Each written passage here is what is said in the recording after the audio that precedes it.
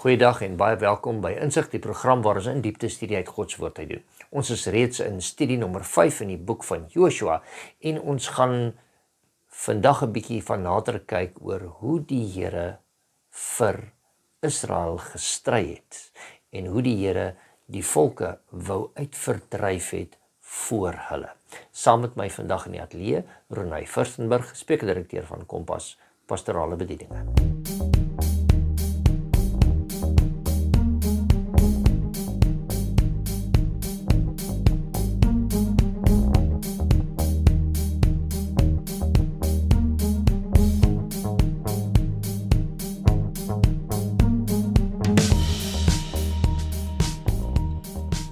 Goeiedag Ronay, baie welkom weer by Insig. Ons is al reeds in ons 5de studie in die boek van Joshua. En daar's 'n hele paar dingetjies wat ons daaruit leer, uit al die geloofsgetuienisse wat ons kry daaruit, en so 'n paar ander dingetjies wat ons ook uit die boek van Joshua uit leer.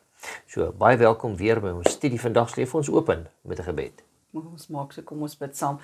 Liefdevolle Here, baie dankie vir die voorreg om weer te kan gesels oor hierdie godsman Joshua en die plan wat U vir hom uitgesit het, die werk wat U vir hom gegee het. Help ons vanaand om so 'n bietjie beter te verstaan wat U vir hom wou leer. Mag U vir ons vul met insig en met wysheid en met 'n vaste vertroue in ons soewereine God. Ons vra dit in U naam. Amen. So dis goed om weer hier in die ateljee saam te kan wees. En kom ons gaan na die boek van Joshua toe. En dan lees ons daar 'n gedeelte in Joshua 10. Joshua 10 vanaf vers 42 of 42 althans. En al hierdie konings met hulle land het Joshua in een slag geneem, omdat die Here, die God van Israel, vir Israel gestry het. So hier kry ons nou klaar 'n geskiedenis in terug in hoofstuk 10, maar dit eindig vir ons af daar, as ons nou daar net so 'n bietjie kan terugblaai, dan sien ons daar die groot slag van Gibeon, son en maan staan stil, verskeie stede in die suide ingeneem. So dit vertel vir ons alles. So as ons nou kyk na die geskiedenis en alles wat hulle nou ingeneem het, dan is vers 42 is nou die opsomming daar wat sê, en al hierdie konings wat hulle nou vir ons vertel het, met hulle land het Joshua in een slag geneem, omdat die Here, die God van Israel, vir Israel gestry het. So dit was verskillende veldslae wat hulle beklei het, maar uit elke keer in een slag het hulle daardie veldslae oorwin. Yes. En die mooi antwoord kom in die laaste gedeelte van die vers, né? Ja, want dit was die Here wat vir Israel gestry het. Ek dink nie dit was so seer as ek en u nou wil eerlik wees vandag, jy weet, as ons praat oor Joshua se geskiedenis, dan is daar tog maar so een vraagie wat so altyd so agter in ons koppe lê. En ek dink amper as ons vers 28 lees, dan sê dit wat in ons koppe is so hardop. Daardie dag het Joshua ook by Makeda ingeneem en dit met die skerpte van die swaard verslaan, en sy koning, die stad self en al die siele wat daarin was, het hy met die banvloek getref, sonder iemand te laat oorbly wat vry geraak het. En met die koning van Makeda het hy gedoen, net soos die koning van Jericho. Met ander woorde, dit is die naakte waarheid, waaroor ons dalk so 'n bietjie moet gesels vir 'n oomblik. Die Here het gevra en toegelaat, dat die kinders van Israel ingaan en skoonmaak. Die banvloek is getref, met ander woorde, van oud tot jonk. Ja, miskien moet ons net eers met die skerpte van die swaard Ja, miskien moet ons net eers kyk, die banvloek is, met ander woorde, alles wat geleef het, moes gesterwe het. En dan was daar net sekere goed, soos wat ons vorige studie gesien het, soos die silwer en die goud wat hulle moes uitgehou het, wat dan vir die gebruik van die tempel kon gebruik gewees het. So, hulle moes alles tref, maar ons moet nou een ding onthou. Toe die Israeliete die eerste slag uitgekom het uit Egipte uit, toe hulle die 10 gebooie gekry het, ons praat nou van Moses, nee, hulle uitgekom, hulle was reg om in die land in te gaan, na 'n relatieve kort tyd van voorbereiding voor hulle die land so ingegaan het. Toe stuur hulle verspieders uit. Ons ken die storie, hulle wou nie ingaan nie. En hier is dit nou, die Here sou die land vir hulle gegee het, want daar was reeds 'n vrees op die volke aan die ander kant. Wat gevrees het van hierdie Here het 'n hele see oopgemaak, nasie verslaan verwoes deur wonders. Met ander woorde, daar was klaar is, kan ek sê, 'n skrik, 'n vrees vir Israel se God, nie net Israel nie, maar Israel se God. En as hulle ingetrek het, sou daardie vrees van die Here op hulle geval het en hulle sou teen een verder weggetrek het sodat Israel die grondgebied kon net kon oorgeneem het. As Maar nou kom ons met 'n situasie. Nou kom ons met 'n situasie van dis nou 40 jaar later. Nou het hulle gesê, nee, maar is hierdie God nog so want hierdie mense trek nou want hulle trek nou heeltyd rond. So nee wat, kom ons gaan nou vas staan en daarom het dit oorgegaan na bekleierery toe, maar nou moet ons ook daarin sê. Onthou hierdie terwyl Israel vir 40 jaar rondgeswerf het die mense wat in die land Kanaan was, die verskillende stede en mense wat daar was, het almal 40 jaar se genade gehad om nog na die Here toe terug te kan kom. Maar hulle harte het verhard soos Farao se hart verhard het. En hulle het geskop teen die Here en daarom het hulle beker, sal ek nou sê, oorgeloop en daarom moes hulle uitgedryf word. Ja, ek dink 'n groot ding wat ons moet besef is wanneer ons dink, en ons het so geraak daaraan in verlede week se studie. Ons moet besef dat die volke wat in Kanaan was met geweldige goed besig wat kyk absoluut teen die woord van die Here is. Teen, ek wil amper sê, as 'n mens werklik besef met die vullis waarmee hulle vir hulle elke dag se lewe besig gehou het, dan kan ons verstaan dat die Here op die ou einde van die dag vir die Israeliete gesê het, hierdie volke het hulle vol gehad van sonde teenoor my. Ek dink baie terug aan die konsep dat die Here vir Noag gesê het, ek het spyt gehad dat ek hierdie mense gemaak het.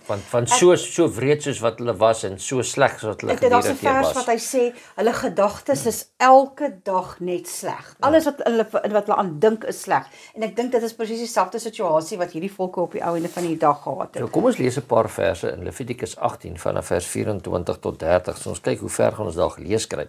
Vers 24 sê, ekskuus tog, verontreinig julle nie deur al hierdie dinge nie, want deur al hierdie dinge is die heidene verontreinig wat ek voor julle uit verdryf. So het die land dan onrein geword, en ek besoek sy ongeregtigheid daaraan, sodat die land sy inwoners uitspoeg. Maar julle moet my insettinge en my verordeninge onderhou, en niks van al hierdie gruwels doen nie, die kind van die land en die vreemdeling wat onder julle vertoef. Ekskuus tog. Kan ek aangaan vers 27? Want die mense van die land wat voor julle gewees het al hierdie gruwels gedoen en die land het onrein geword. Laat die land julle dan nie uitspieg as julle dit verontreinig nie, soos dit die nasies uitgespoeg het wat daar voor julle was. Want almal wat enige een van hierdie gruwels doen, die siele wat dit doen, moet uitgeroei word onder hulle volk.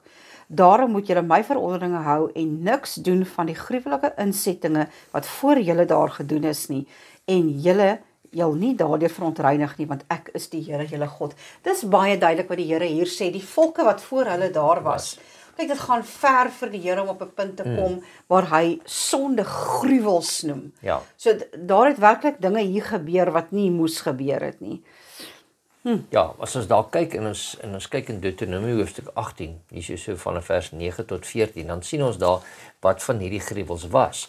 Hulle het hulle kinders geoffer. Hulle het beloof as hulle geseën sal word, as hulle land geseën sal word, dan is daar kinderoffers wat hulle gebring en waarsêry en towery. Het jy daai verse daar vir ons 18? Vers 9 tot 12. As jy kom in die land wat die Here jou God sal gee, moet jy nie leer om volgens die gruwels van daardie nasies te doen nie. Dis nou eintlik basies net mooi herhaling van wat ons nou gelees het in Levitikus. Daar mag niemand by jou gevind word wat sy seun en sy dogter deur die vuur laat gaan, wat met waarsêry, gooielry en met die verklaring van voortekens of towery omgaan nie, of wat met besoringe omgaan, of wat 'n gees van 'n afgestorwene vra, of 'n gees wat waarsê, of wat die dooies raadpleeg nie. Want elkeen wat hierdie dinge doen, is vir die Here 'n gruwel. En om hierdie gruwels ontwil verdryf die Here jou God hulle voor jou uit. Okay. Nou kom dit daarop neer. Wat sê die Here daar? Hy sê ek verdryf hulle voor jou uit. Hoekom? Omdat hulle al hierdie gruwels gedoen het. Dis reg. Met ander woorde, daar was nou omtrent geen ommekeer nie, want hulle het reeds al daai, soos ek net nou gesê het, die genadetyd gehad. Kom ons noem dit maar spiritualisme. Dit was waarmee hulle besig was. Dit is ons meer moderne woord vandag. Die ou Afrikaans het so mooi gebruik word in die ou Afrikaanse vertaling praat van golery en waarsêery. Vandag noem ons dit spiritualisme. En op die einde van die dag is dit Satans aanbidding. Ja. Dis ja, want dis die verskil. Ja, want daar's net een ware God en al die ander is nou maar sal ons sê nou maar die demone, Satan, en wat hulle moet nou plesier en dinge vir hulle doen en allerlei snaakse goed van hulle verwag.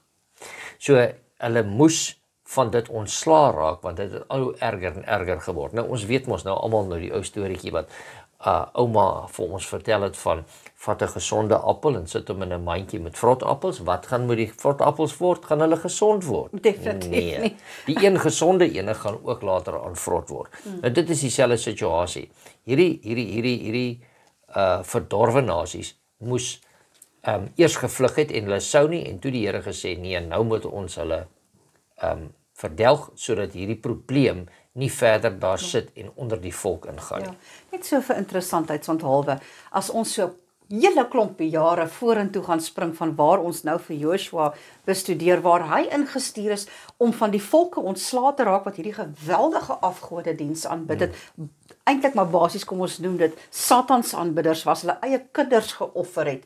Wat het gebeur, en onthou die Here het vir hulle gesê, as julle enigsins, ek gee vir julle hierdie land, ek help julle om hom in te neem, dis waar ek vir julle neersit, maar as julle enigsins vir julle verbind aan dieselfde gruwels waaraan hulle verbind is, dan gaan julle ook hierdie land verloor. En wat het nou maar gebeur 'n paar jaar vorentoe? Ja. Daar het die volk van die Here weer eens, ek bedoel as ons net kyk na die geskiedenis van Babylon wat ingekom het en wat die Here toegelaat het om hulle te kom wegvoer. Ja, maar kyk elke keer die Filistyne voor dit nog die Assiriërs ook en al die lande en soos jy nou sê, hulle is naderhand weggevoer omdat hulle in hierdie selfde gruwels geval het. So met ander woorde, ons moet nie sê dit was dat die Here dalk nou sy mes uitgehaat het vir hierdie ander volke nie, maar dit gaan nie oor die volke nie, dit gaan oor die sonde wat gepleeg was en dat die Here nie hierdie sonde kon goedgekeur het nie. Of dit nou sy eie volk was en of dit nou hierdie ander volke was. Ja.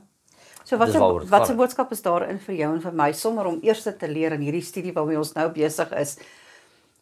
Ek en jy moenie dink dat ons deur die Here verskoon sal word, want ek en jy het 'n uitsonderlike situasie. Ons het mos half hierdie idee nê, dat ander mense moenie hierdie sonde begaan nie, maar my situasie is anders en daarom gaan die Here verstaan as ek met hierdie tipe van sondes deur mekaar is.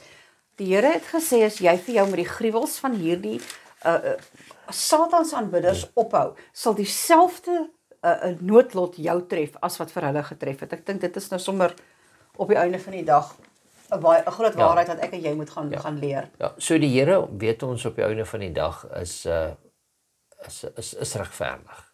En sy oordeele is regverdig. Met ander woorde, ons weet ook en kom ons kyk na klein stukkies wat ons daai juweeltjies kry in die woord. Wat het gebeur met Jericho? Was almal vernietig? Was almal met die bandvloek getref? Nee. Diegene wat Rahab wat bereid was om haar te skaar by die Here en dan sy en haar familie in te sluit by Israel en te sê ons sal die Here volg. Hulle was nie vernietig nie. So sien ons verder ook die Gibeoniete het dit ook gedoen, maar ons weet dat daar ander mense van die land ook wat daar was, wat vreemdelinge was wat hulle by die volk aangesluit en gesê het kom ons bly hier want ons sal eerder ons bekeer van ons sondige weë. En die Here het hulle gespaar en hulle was ingevoeg by groot gedeeltes van die volk van Israel. So die genade van die Here is nog altyd daar vir diegene wat hulle bekeer van hulle weë waar hulle nie moet wees nie, nê. Ja, en ons weet natuurlik as ons nou weer eens gaan en ons kan vinnig gaan kyk na Romeine 6 vers 23 en dit sê daar vir ons maar ons weet wat is die vrug van die sonde. Kom ons lees dit gou-gou. Romeine 6 vers 23. Want die loon van die sonde is die dood, maar die genadegawe van God is die ewige lewe in Christus Jesus ons Here. Met ander woorde, so as ons nie van ons sondige weer bekeer nie, Dan sal ons die dood ervaar. Ja. En dan maar as ons in Jesus is, wat kry ons dan? 'n Genadegawe, nie? Ja. En dan sal ons in Christus wees en dan die lewe ontvang. Kan ek net so vinnig nog sê, is dit nie verskriklik om te dink dat wanneer jy vir jou ophou met hierdie tipe van gruwels, soos die Bybel praat van heksery, goolery, spiritisme, as jy met hierdie goed deurmekaar raak, dat jou morele kompas later so verwronge kan raak, dat jy bereid is om jou eie kinders te offer. Ja. Dit is amper vir jou ondenkbaar, maar dit wys vir jou tot waantoe die Satan jou kan lei, hoe ver jy kan val, dat jy in jou verstand kan dink, dis 'n aanvaarbare konsep om een van jou kinders te offer. Dit is nogal so, nee. Ons sien weer eens, en ek dink jy het hierdie teks al op 'n vorige geslag, het jy hom gelees in een van ons studies, waar die Here sê, maar ek sal hierdie land vir jou gee. Ek sal sorg dat hierdie land joune is. En ons kry dit in Eksodus hoofstuk 23. En vanaf vers 28 sê dit daai bekende ene daar. En sal ek perdebye voor jou uitstuur. Die sal die Hiwiete, die Kanaaniete, die Hittite voor jou uitverdrywe. Ek sal hulle nie in 1 jaar voor jou uitverdrywe nie, dat die land nie woes word en die ongediertes nie teen jou te veel word nie. Met ander woorde, daai woord perdebye, ja, kan vertaal word as perdebye, maar daar kan ook 'n ander konnotasie daarin sit van die vrees van die Here. Kan op hulle geplaas word. En dan, soos hulle Israel sien inkom, sal hulle wegtrek. Ja, vers 30 en as Israel weer 'n bietjie verder gaan, sal hulle weer verder wegtrek. Ja, want vers 30 sê, ek sal hulle so langsamerhand voor jou uitverdrywe, totdat jy vrugbaar word in die land beerwe. En dit is baie interessant. Dit was die oorspronklike belofte, die oorspronklike plan. En as ons nou lees daarvan, ek sal hulle voor jou uitverdrywe. Met ander woorde, dit was in elk geval nie dadelik in die plan van die Here om al die mense van kant te laat maak, in die oorlog te vernietig nie, maar om hulle net te verdrywe, laat hulle op 'n ander punt leef, want daai gedeelte het hy vir hierdie volk gegee. Ja.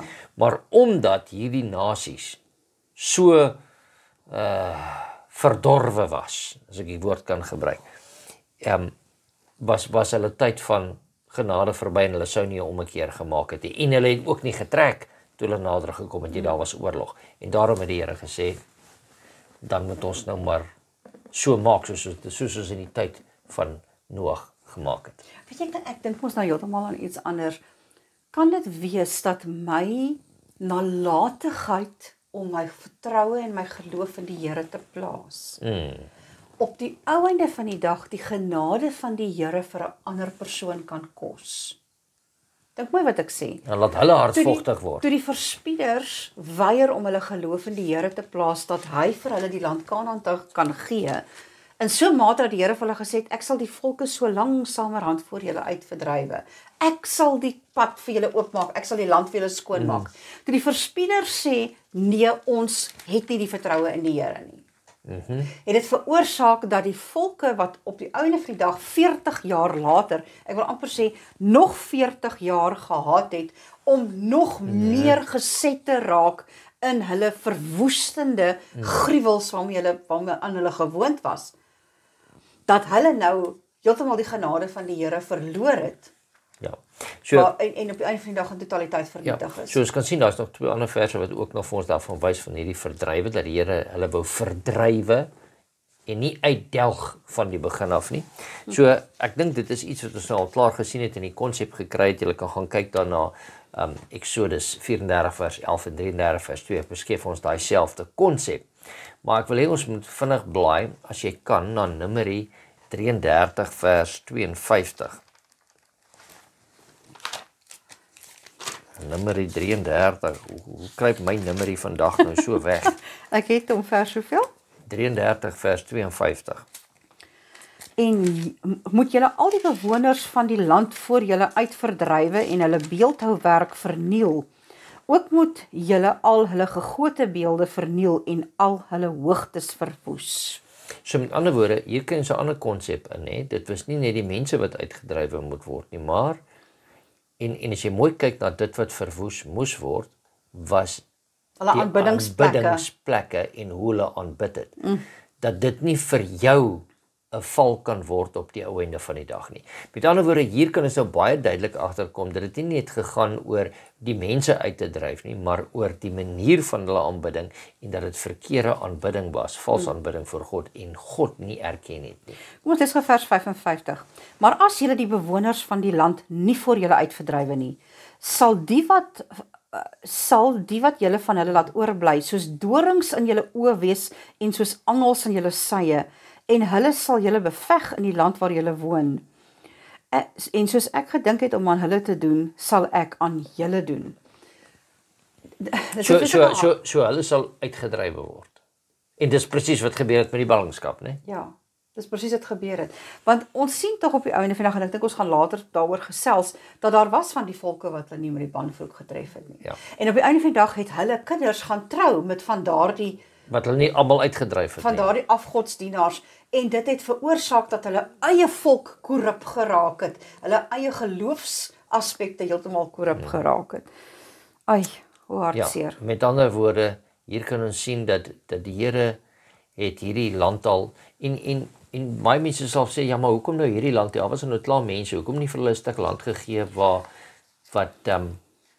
leeg gelê het nie. Maar onthou, as ons mooi kyk, dan weet ons Abraham het getrek, want die Here het vir hom gesê hy moet trek. Die Here het hom geroep. En hy het getrek, het Ur van die Galdeërs uit, en hy het daardeur gekom, die Here het vir hom gesê, hierdie land sal ek aan jou gee. Nee, aan jou, daai tyd al, toe hy baie minder bewoon was, nou weet ons al, onthou, Abraham is al oor die 400 jaar van tevore, wat hy daar was, wat die Here dit eintlik aan hom beloof het. Maar ek wil net vir julle 'n vreeslike interessante teksvers lees. Of wat ons er nog oor gesels het, is hierdie oorloë, en hulle het die mense verdrywe, en hulle het hulle met die banvloek getref. Maar kom ons lees net gou-gou Deuteronomium 20, nou net so vir interessantheidshalwe, Deuteronomium 20 se onderwerp is oorlogswette. So jy kon nie net gaan instorm en maak soos wat jy wil nie. Daar was spesifieke reëls en regulasies. Reëls en regulasies tot in hoe jy oorlog maak, was daar orde verwag. Nou lees gou saam met my vers 10. As jy naby 'n stad kom om daarteen te veg, moet jy dit vrede aanbied. Ja, met ander woorde, hoorie, ons wil julle nie kom doodmaak Ons wil nie as teen julle julle bereid veg is om nie. as julle bereid is om oor te gee en saam met ons te wees, dan is daar vrede. En vers 11 sê, en as dit vir jou 'n antwoord van vrede gee en vir jou oopmaak, moet die hele volk wat daarin gevind word aan jou dienspligtig wees en jou dien. Niemand het nodig gehad Om te sterf. om nie. te sterf nie. Hoor baie mooi. Wat die Here vir hulle gesê het is gaan maak skoon. Hulle sou weet, daardie volk sou weet, jy kom in en jy gaan alles afbreek wat enigsins van hulle afgodsdienste van behoort het. Hulle mag dit nie weer opbou nie. Hulle word julle diensknegte en julle sal dan verantwoordelik wees om na hulle te kyk, hulle te versorg en hulle te leer wie die God is wat julle aanbid. Ja. Met ander woorde, hierdie volke wat dan uitgewis was op die einde van die dag. Dit was eintlik hulle vrye keuse. Hulle kon gekies het. Nou ja, ons weet dis nie altyd so maklik wanneer 'n volk jou aanvat om altyd te sê okay, ons sal julle dienaars word nie. Want dis nie altyd die maklikste ding nie. Ja. Jy sal eerder maar sê kom ek beklei maar vir hierdie situasie. Maar ek dink die Here het al soveel tekens vir hulle gedoen dat daar oorweldigende getuienis was dat hulle nie eintlik hulle dalk hulle het dalk 'n kans gestaan teen Israel. Ja. Maar hulle het nie 'n kans gestaan teen die God van Israel nie. Ja. En dit is die keuse wat hulle moes maak en hulle het besluit kom ons sê nee vir die ware leier van Israel wat God is en ons wil hom nie aanvaar nie. Ja. So ja, daar's 'n baie interessante konsep wat ons hier daarom nou mee werk en net so vir 'n tweede belangrike punt. Het jy al daaraan gedink dat wanneer jy met iemand te doen kry wat glad nie die wil van die weg van die Here volg nie. Kom ons sê die een wat teen jou kom oorlog maak. Nie waar nie, nê. Het jy al daaraan gedink om eers vir daardie persoon vrede aan te bied voordat jy hulle wil vernietig? Ons is tog so vinnig om op ons perdjies te spring en net oorlog te wil maak, nie waar nie. Ja, nee, ons gaan wil lees dit 'n bietjie die Here se oorlogswette deur. Ek en jy staan dalk nou nie met 'n swaard in ons hand nie, maar ons staan dalk met 'n swaard in ons mond. En ons kan mense baie vinnig vernietig en ons is dalk so goed met daai swaard wat ons tong noem dat ons 'n persoon sal oorwin. Ja. Maar die Here sê jy moet hom eers vrede aanbied. Ja, en dan maak jy vrede daarmee saam. En hoekom moet jy hom vrede aanbied? Want die God wat hulle aanbid, Israel, is eintlik 'n God van vrede. Hy's 'n God van liefde. En weer eens, as ons in van ons vorige studies al gekyk het, dit was nooit sy doel dat die mens moes val nie. En dat die mens in sonde moes val en moes swaar kry nie. Hy het vir hom 'n perfekte tuin geskep waarin hy moes wees. So, die God wat Israel aanbid, die God wat ek en jy aanbid, is 'n God wat vrede wil hê. En vrede wil hê, kan ek dit sê, vir ewig. En kom ons lees net Jesaja 9, vers 6 sê, kom ons begin by vers 5. Want 'n kind is vir ons gebore, 'n seun is aan ons gegee, en die heerskappy is op sy skouer, en hy word genoem wonderbaar, raadsman, sterke God, ewige Vader, vredevors. Verwys na Christus, nie? Tot vermeerdering van die heerskappy en tot vrede sonder einde. Sjoe, dis pragtig. Op die troon van Dawid en oor sy koninkryk. Met ander woorde, hy verwys nou na Christus wat later sal kom op die troon van Dawid. Om dit te bevestig en te versterk deur reg en deur geregtigheid. Van nou af tot in ewigheid. Met ander woorde, reg, geregtigheid, vrede tot in ewigheid. Die ywer van die Here van die leerskare sal dit doen. Met ander woorde, die Here wil hê daar moet op die einde van die dag vrede wees. Nie net vrede in Israel se land nie, maar vrede ook waar ons is. En ons weet dat wanneer die Here weer gaan kom en hy gaan weer die aarde herskep, dan gaan daar net vrede wees. Dit is my verskriklik mooi dat die Here vir sy volk gesê het, ek stuur julle uitlik in Kanaan in om vrede te gaan bring. Julle gaan soms dalk oorlog moet maak om vrede te bring. Maar kan jy jouself daarin dink dat jy 'n kind moet gaan red van sy eie nasie, wat niks daarvan sal dink van sy eie ma en sy eie pa wat hom sal offer vir 'n afgod nie. Ja. Dat die Here sy volk moes gaan bring om hulle te vernietig sodat daardie geslagte kan ophou om hulle eie kinders te offer aan afgode nie. Dat die hele Israel is eintlik ingestuur om 'n voorbeeld te gaan wees vir hoe leef die kinders van God. Hoe bring ek vrede in 'n land in? Ja, dit is Dis hoekom die Here ook gesê het salig is die vredemakers. Ja.